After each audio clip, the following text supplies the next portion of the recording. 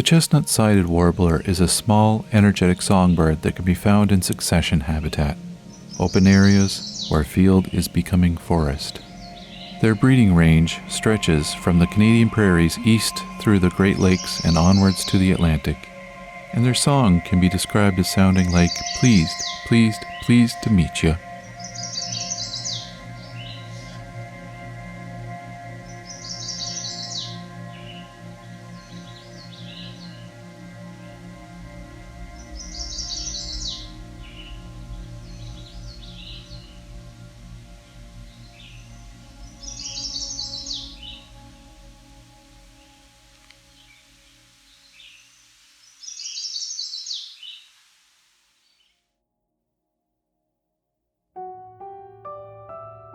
My name is Rob, and this is Songbirding.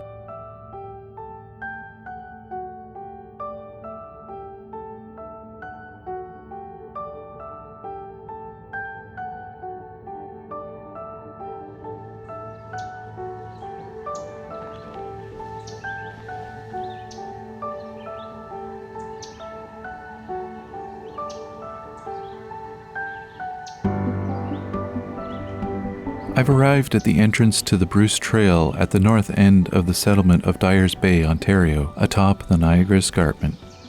The trail here connects to a loop trail through an area known as the Juniper Flats, an area containing patches of dry, flat, rocky alvar with low-growing juniper shrubs.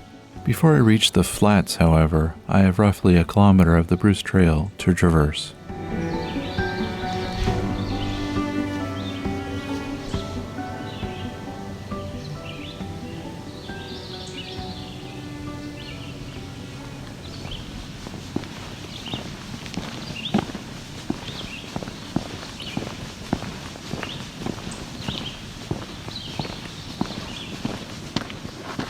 Okay, so we're in Dyer's Bay. Parking lot, there was already American redstart, ovenbird, ruby-throated hummingbird, and red-eyed vireo. Looking at the Harkins Roadside Trail. That's where we're going to get started. We're going to see what's at the Juniper Flats. Right now we're going through a mix of cedars, deciduous. These are not tall trees.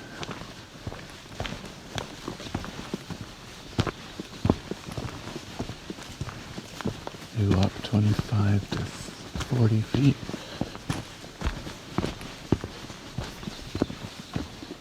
Very rocky trail with lots of roots.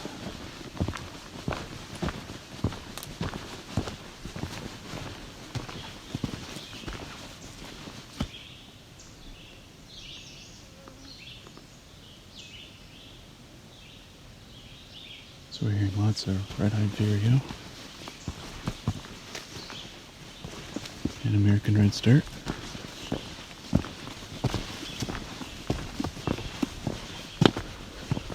Starting to see a few junipers.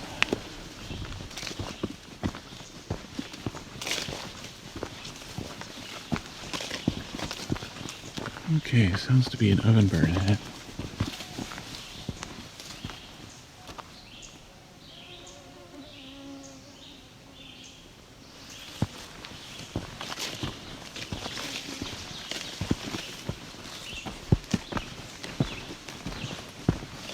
This is a little more extreme on the mosquitoes than other places.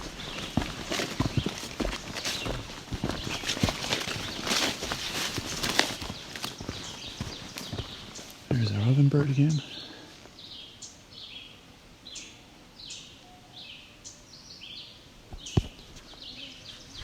Something ticking at us here.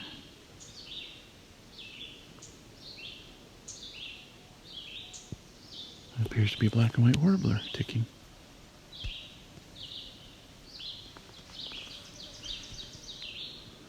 There's a pair of them.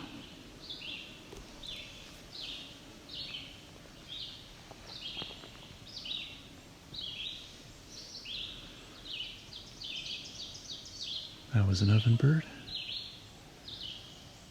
And the other bird going on and on, that's a red-eyed vireo. Black and white warblers have stopped ticking. It'd be nice to hear them sing, though.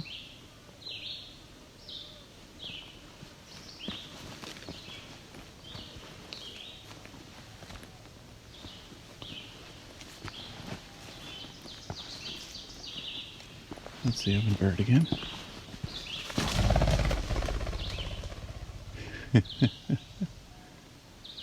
That was a ruffed grouse.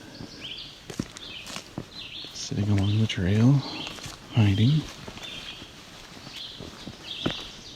Jumped out. That's the usual way you encounter ruffed grouse. Always very dramatic.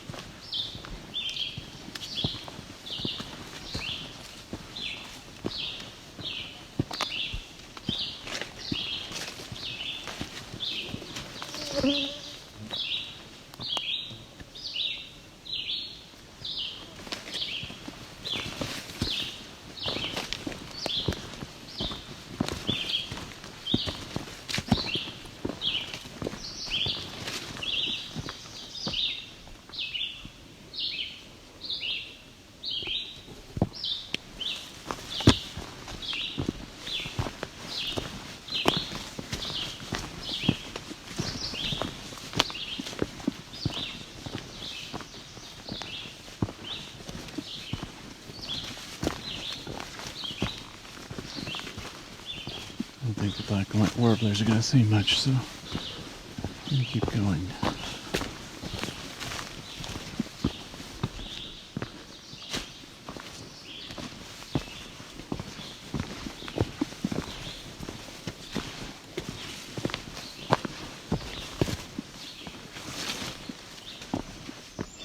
Just a very... He's singing pretty quickly. It's a very fast singer.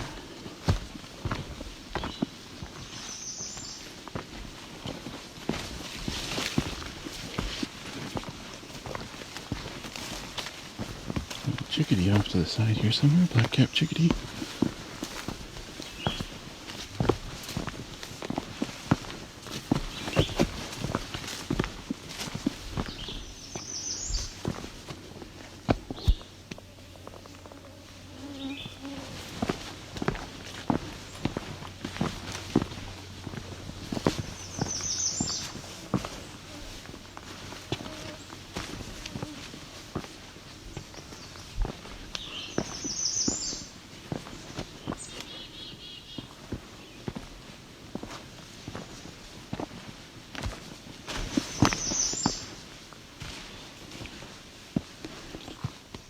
For a moment.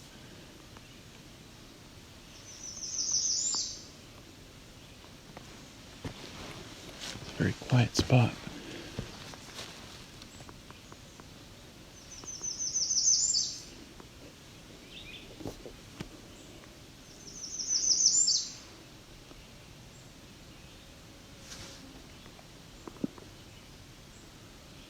So this American redstart is flying around tree to tree, singing, eating bugs.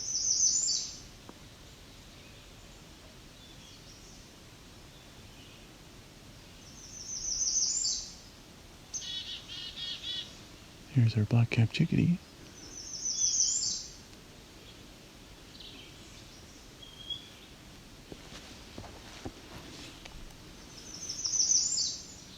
I think there's also a young one here too.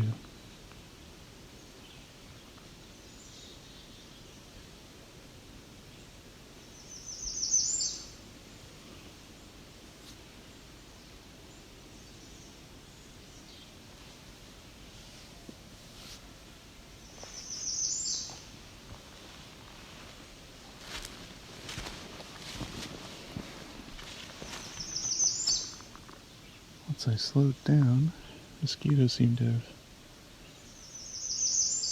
slowed down too.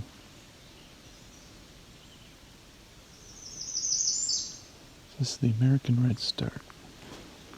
This is a male.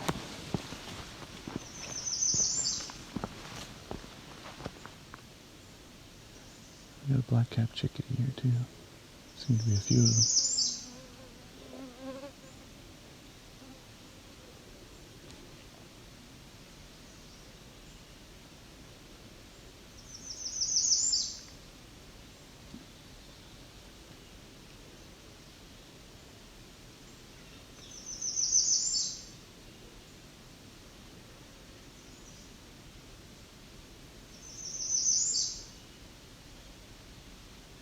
Very quiet here.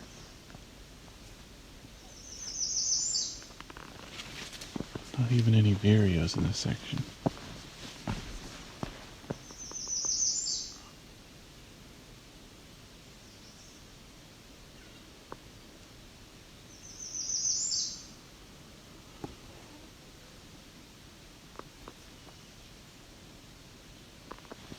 Okay.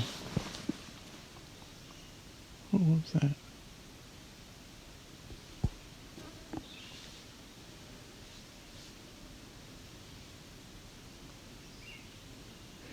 Vireo. Red-eyed vireo started singing. The red star has stopped. We keep moving. May have heard an eastern towhee in the direction I'm headed.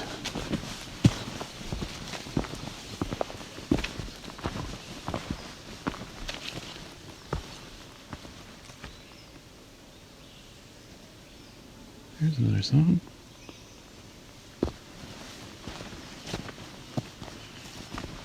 Okay, it's definitely a towhee out there.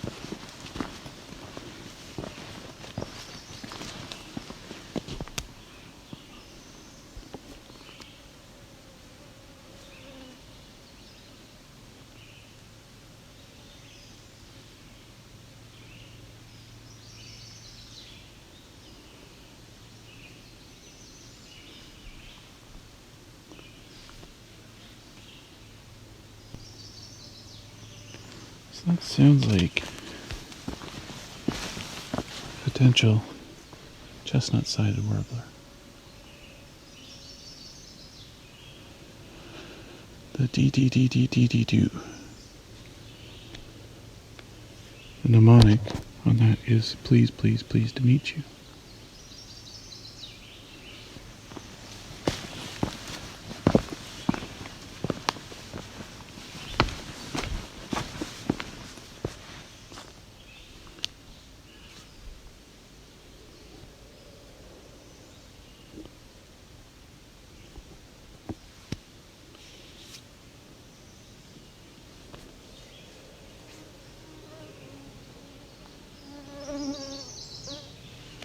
That one there.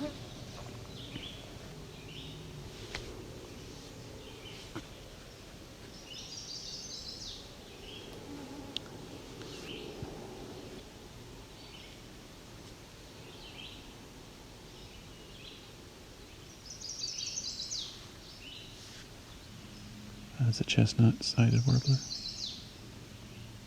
There he is again.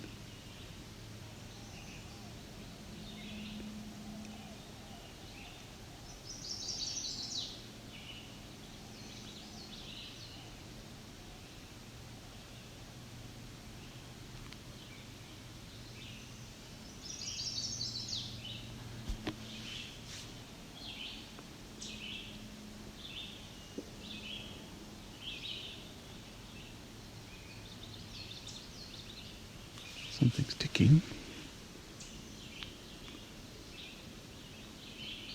I believe it's our chestnut-sided warbler that's ticking. I think I can see him now. It is a male.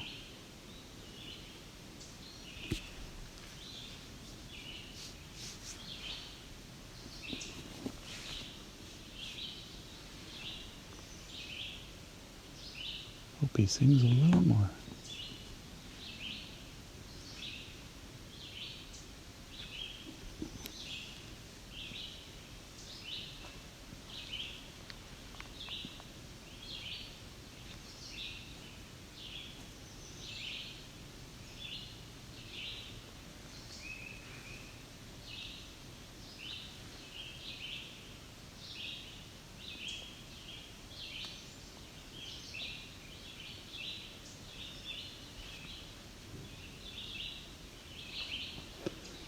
chestnut-side warblers you can find in succession habitats. This is where,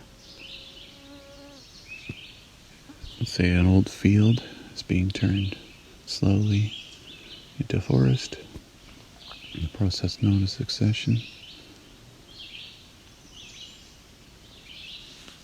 You like the kind of thin, low to the ground trees and shrubs.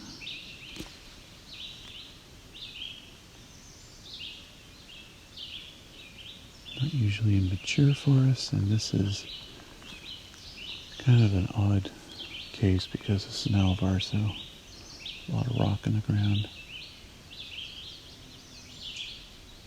So trees can't grow very high anyway. So we got low growing trees in the area as I see them now. It does have chestnut on the side. Maybe a little bit of yellow on the head. White underneath. He is ticking.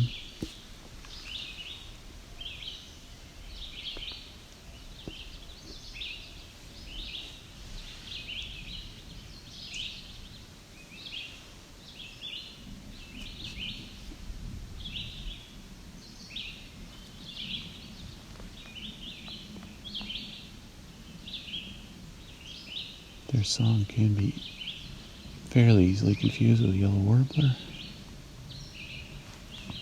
This is why I need to hear it a few times, because the two species have been known to at times sound very similar.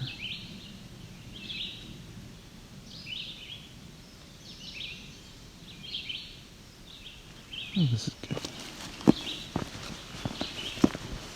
I don't know if I've seen chestnut-side warbler up here before, so might be new to me around for this area.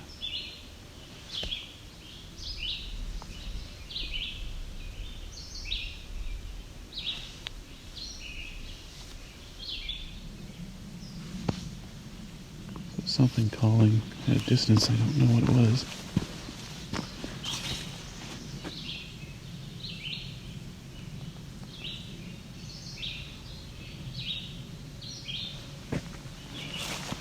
I also heard a mourning dove as well.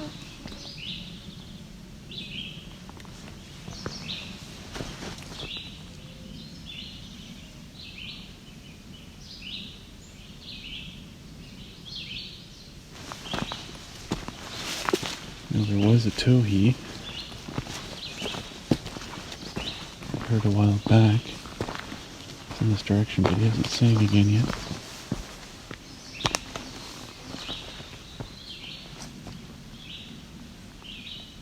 May have been the chestnut-side warbler singing again. There we go. There's a chestnut-side warbler again. It's back to singing.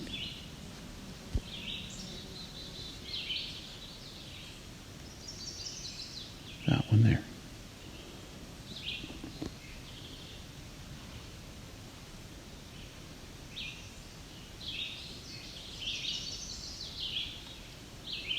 It's really that ending of the song, the pleased to meet you part. Choo choo choo. It's different.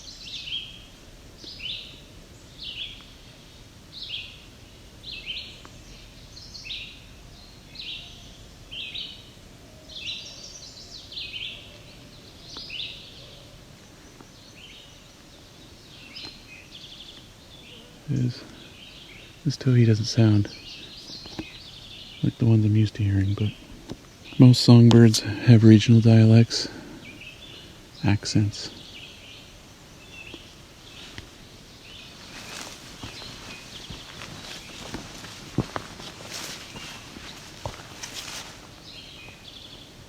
So he's being fairly quiet, but that would be the male singing. We've got that song, Drink Your Tea. They have a reddish side. They used to be known as a rufous-sided towhee, until they were split from the spotted towhee in the west.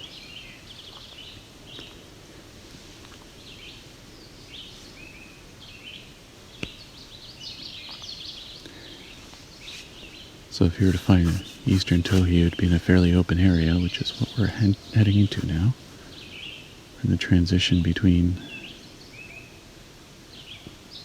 forest and field.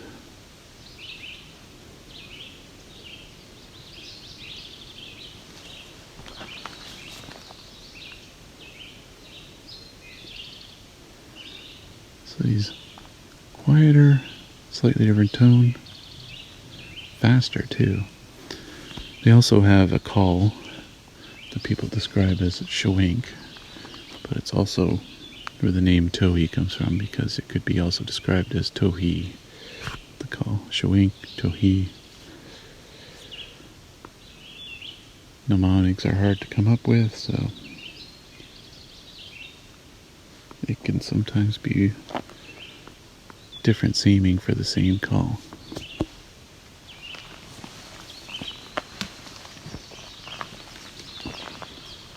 I'm going to see if this trail goes around. Maybe we'll get closer to the eastern towhee.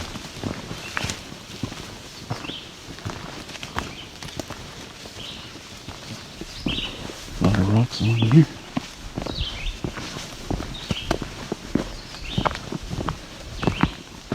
Climb up a rocky hill here. Looks like we won't be heading towards the towhee. This trail does not head that way.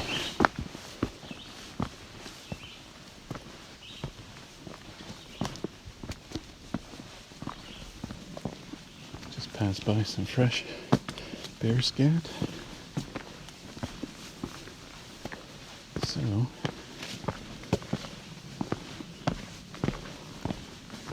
here's hoping maybe we can see a bear.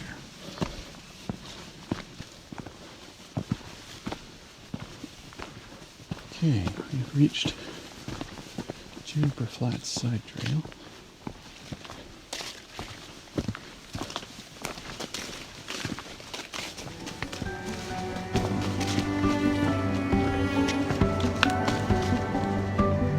In the next part, we'll start to explore the Juniper Flats and get a much closer listen to the eastern towhee.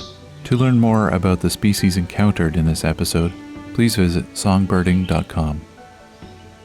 Songbirding, the Bruce Peninsula, was recorded, engineered, narrated, and created by me, Rob Porter, with Creative Commons music from Scott Buckley and additional Creative Commons sounds by Jordan Powell.